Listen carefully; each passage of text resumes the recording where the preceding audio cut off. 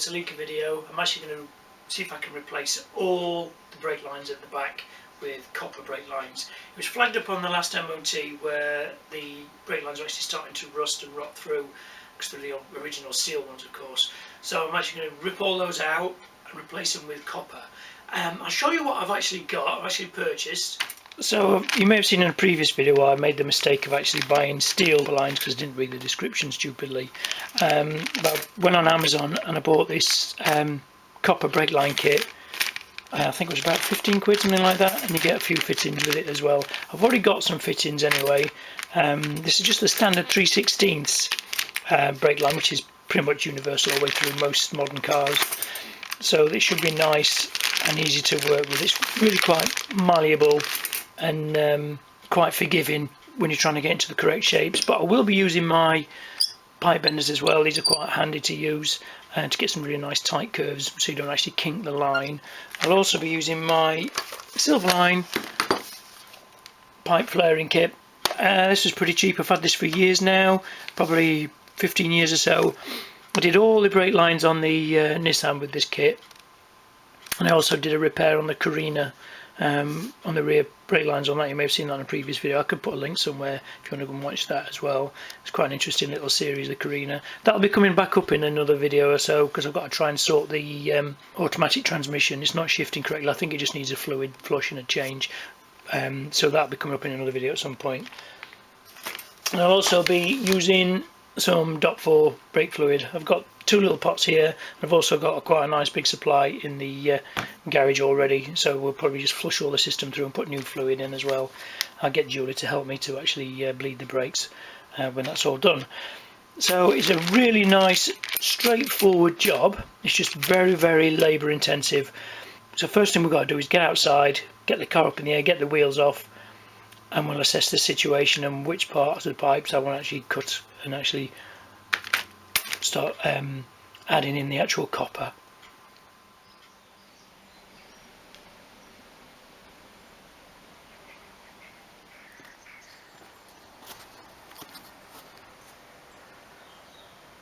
So it looks like summer's finally arrived to England.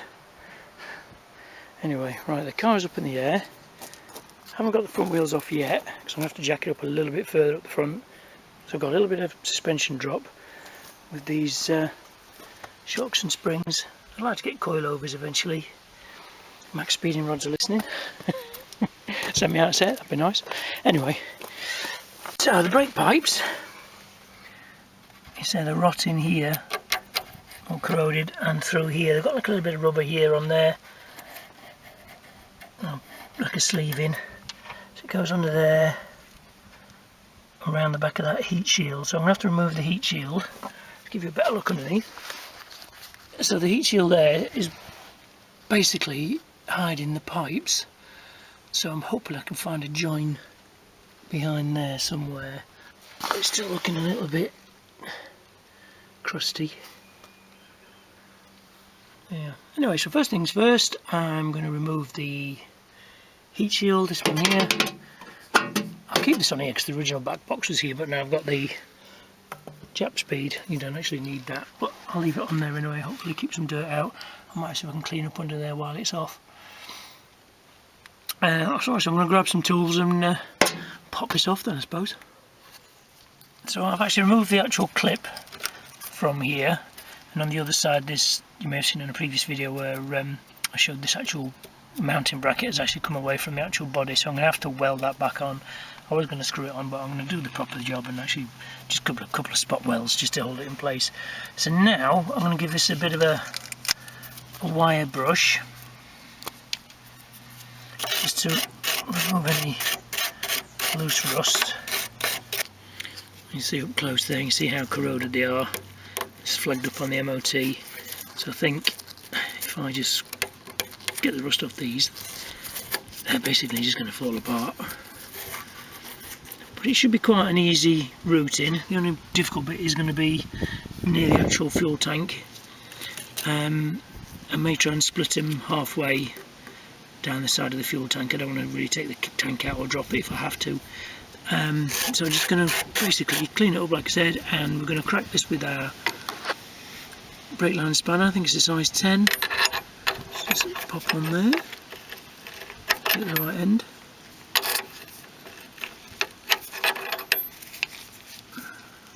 Is it size 11? Yeah, size 11. Well, that sounds feels a little bit rounding off. Okay, I'm going to soak that in some WD-40, crack it off camera because I think it's going to be something I can have to do with both hands, and I'll catch up with you in a minute. Well, it's been a couple of hours since the last clip, and as you can see the pipe is off, but in getting it off the pipe actually just sheared in half, and I'll show you the rest of it's stuck in there and I cannot get that out of these flexi pipes. So I've bitten the bullet and just bought a new pair of actual flexi lines. It's going to make the job easy instead of me spending hours and hours trying to get that out of there and then probably rounding it all off, knackering the threads. Thought sod it and just buy a new set. These are what, 20 odd years old anyway, so definitely due for replacing. So I'll get some nice new shiny ones on in the next couple of days. So this job is now going to spread over probably 2 or 3 days now. You can see the actual brake fluid is dripping into a nice clean pot. I've popped the actual cap so it's all just flowing out. Now I'm going to use the copper pipe and see if I can copper the routing probably to halfway down the side. I think I'll probably cut myself a length off so more than I need, and then I'll see how much I'm going to need in the end, but I'll start at this end and work my way back I think. Okay, so another little update, and I've made a brake pipe to match the other one which I cut off with my circular pipe cutter. Really handy, these things. So using a hacksaw or whatever, you can just spin it. It takes the pipe off nice and neatly, gives a nice neat edge. The pipe's actually coated in a plastic, so I'm surprised that was just the ending bit they didn't do, and that started to rust. So I had to shave that off so I could get my flaring tool on. As you can see, it's just dripping still. It would be a lot easier if it was all flushed and empty, but it looks like it nearly is. The colour of that as well is filthy, so definitely worth changing the fluid as well. I've got some bitumen on the seal coming as well, so I'm going to spray some epoxy primer on these little bits here, wire brush them, and then wax some bitumen over the top. Hopefully it'll neaten it up, but it does really need a full resto.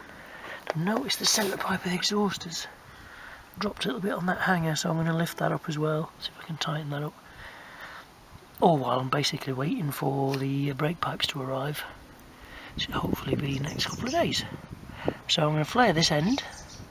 Always make sure you put your fitting on first before you flare it, otherwise you won't be able to get the fitting on. And I should be able to connect it all together. It's pretty rusty underneath. I've seen worse. The Nissan was a lot worse than this. That's mint underneath now. But yeah, definitely needs some work. Okay, so I'll get this pipe flared and fitted, and I'll check back with you in a bit. Right, it's the next morning, and as you can see, the pipe is now in place. Just waiting for the flexi line to go from the end there to the actual caliper. It's all clipped in there nicely, and underneath, I'm going along here nice. It's got to go up a little bit more here, but I'm waiting for that bitumen spray to come. But there's a clip here that you can get around and see. It's actually broken off, so I'm actually going to put like a little pipe clamp on there, see if I can push that right up. So it's like that, so it's nice and neat out of the way. And then this side just needs tightening up here. And then it should all be done by the flexi pipe. But I'm going to do some wire brushing as well today. Clean all this up, get ready for that bitumen spray. Might even just wax some old engine oil on here as well, just to do a temporary fix until I can. This is probably going to have to be all cut out actually. The new panels put in, I think. But that's going to be a long time down the road. I'll do a full rest on it, full new subframe, etc.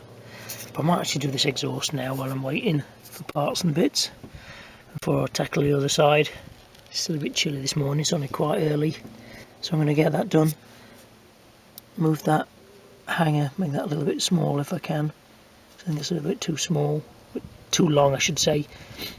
It's not tight enough, so I'm going to see if I can pull this up. It's sagged down quite a lot actually. Anyway, let's get on. Right, some more progress made. I've polished up the exhaust a little bit, and I didn't have a smaller rubber, so all I've done for temporary is tie wrapped it up, the old tie wrap bodge. That's raised the actual centre of the pipe up quite significantly, so I'm just going to measure this space here between here and here and get a engine rubber that'll basically close that up, a nice small engine rubber. I think I'll go to my local town. There's a nice motor factors there, and I'll see if I can get a engine rubber off the counter so I can actually physically see it instead of just guessing and buying one offline. I think that's going to be the best bet. Pipes on both sides are done now. Show you the other side.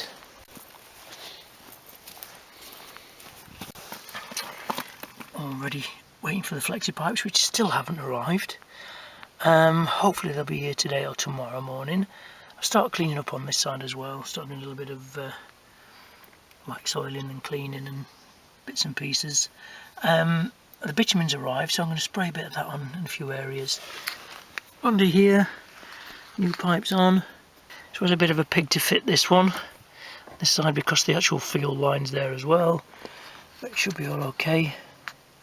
I'll spray some bitumen on there in a minute, I think, just to neaten it all up. Under here is not too bad. It's mostly in the rear corners and these pockets, especially on that side over there. I don't know if you can see, if the light's good enough to pass the exhaust. Where the axle stand is there, you can just see there's some rust forming, so I'm going to get under there in a minute and spray that bitumen spray on there. And over there, on where the anti-roll bar is and subframe, I might see if I can get a couple of anti-roll bars and just get them powder coated. Whack them on. The back one is quite easy to replace. The front one will be a bit of a pain, but again, it's all things that need doing in the future to restore it and put it back to its former glory. But it's not too bad. Inner sills are all solid, just surface rust here and there. Rear chassis definitely needs some attention, but I'm just going to basically spray it down with a little bit of old engine oil and wax oil mixed in with a little bit of Lanagard, which I've got left over, just to make my own concoction, just to keep the damp out and the rust at bay, until I can actually have the time and the money to actually do a full resto. So anyway, I'm putting off the inevitable. I'm going to lay down on the floor and spray some bitumen spray, see if I can tighten these pipes up a little bit more so they're a bit more fitted to the body and the actual underneath the car, and then I'm just going to wait for the flexi pipes. So things are going quite well. Well, they were until I vented down the front here, and as you can see, this nice big hole. So a nice little job for the weekend is going to be me welding that up. So this is all well. Notice as well, carpet's all wet in here as well. So I'm going to have to take the seat out, move the carpet back, let it dry out. I'm going to have to do that anyway while I'm doing the welding. Put that back. Here we go. So it's turned into a massive job now. It's starting to get on my bloody nerves a little bit. But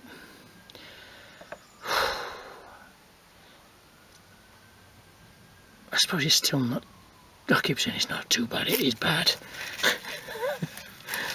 So I don't know how long that's been like that, or getting like that. A massive piece of rust fell out of it. So I'm going to whip the side skirt off, I think. I've got my custom side skirts to make for this, but I think that's going to have to wait. I'm going to have to clear all this up. If you look here, it's all blistering. So it might be a bit of a budget and leg it for this MOT, and then look into doing a proper job on this sill, I think. But I think I'm going to just cut the piece out there, make a nice L piece. I've got a nice bit of mild steel, I've only got a tiny bit left, so hopefully I've got enough. Just make a little bit here just to patch it over. I'll just do a patch, I think, over there, seal it all up, and go through MOT. I'm dreading looking at the other side, to be honest. I suppose I better do. So here we are on the other side, and it's pretty solid. Bits of rust in the face. It's not bad. I think I'll still give it a clean up under here. That blistering looks like it's been jacked up on there, doesn't it? Dented.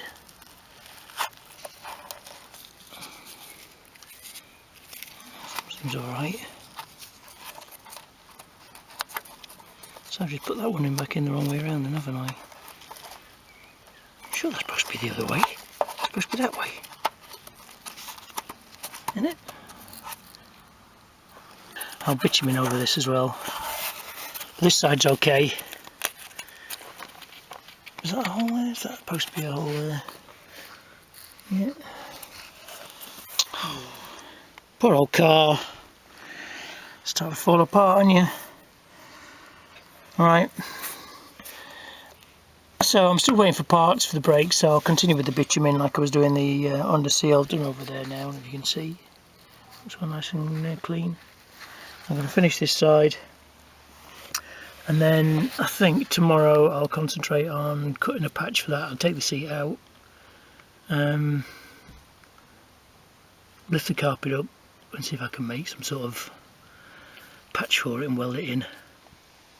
Right, it's been probably about a day and a half since the last clip, because I took the side skirt off to investigate that rusty hole, and all hell broke loose. All rust broke loose. So that really paid me off in more ways than one. So now, on the next job, I'm going to have to cut all this out and replace with new steel. You can't actually get these panels, which is bad news, I suppose. But I wanted to restore it, but not quite yet. Yeah. So all this is absolutely rotten through.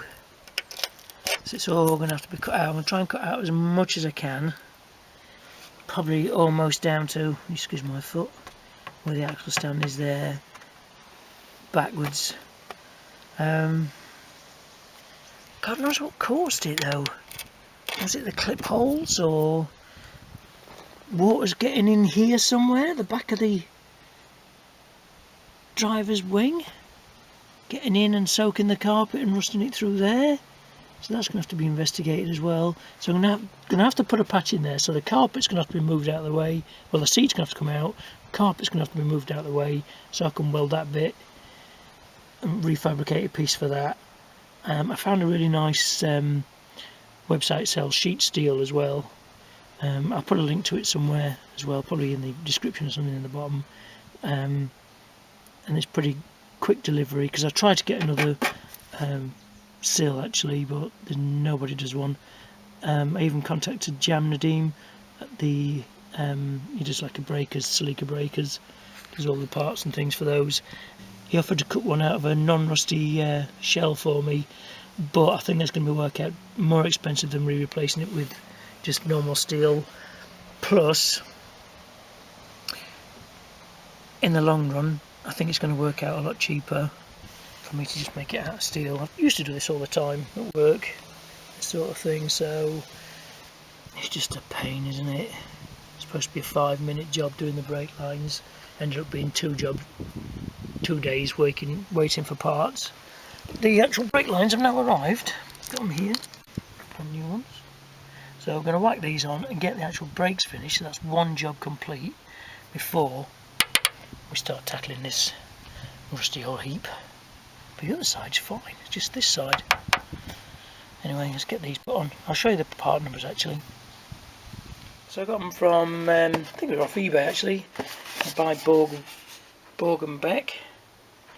Is that going to focus? I'll just zoom in for you. And there's the part number. You need two, of course, one for each side. Should be quite easy to fit.